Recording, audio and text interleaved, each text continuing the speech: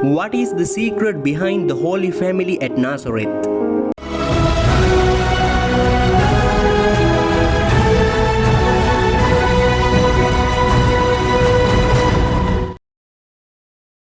Family is the basic unit of the social life.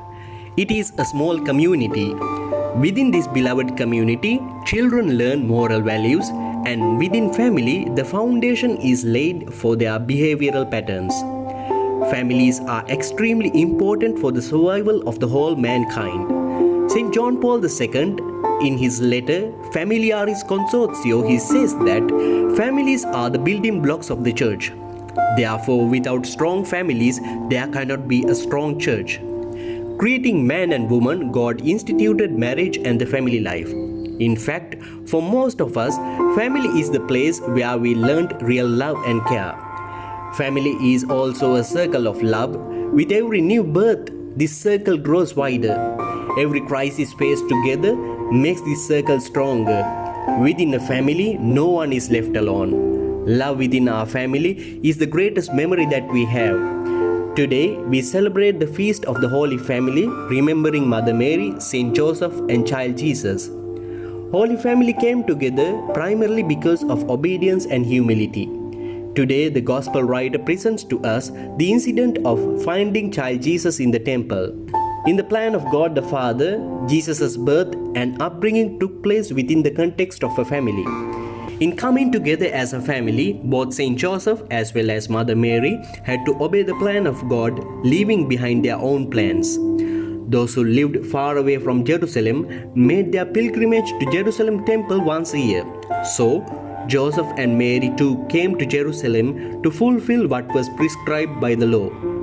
When Jesus was 12 years old, they came to Jerusalem for the feast of Passover.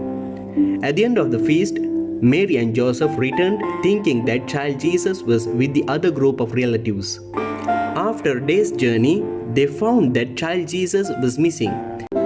Therefore, they returned to Jerusalem searching for him. As they arrived at the temple, they found 12-year-old Jesus with the scholars. He was sitting among the intellectuals and asking questions from them. Joseph and Mary were amazed seeing this, and they questioned him. Then Jesus' answer was, "Why were you looking for me? Didn't you know that I must be in my Father's house?" Hearing this, Joseph and Mary were perplexed as they did not understand it.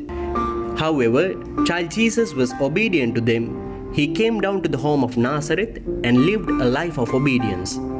With his obedient submission to the parents, child Jesus grew in wisdom and age, winning the divine and human favor. Jesus, being the Son of the Most High, became obedient to his human parents. Saint Joseph, Mother Mary, and child Jesus chose to obey the will of God. The 12-year-old child Jesus understood that it was not his father's will to start his public life so early. So, in humble obedience, he returned to the home of Nazareth to live with his parents.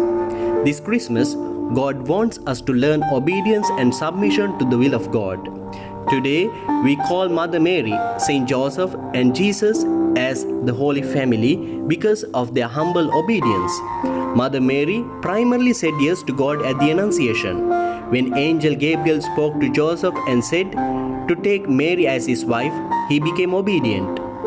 Child Jesus became obedient to God and his parents when he was found at the temple. Jesus grew up with obedience and humility. Today, our obedience to God and our parents holds our families together.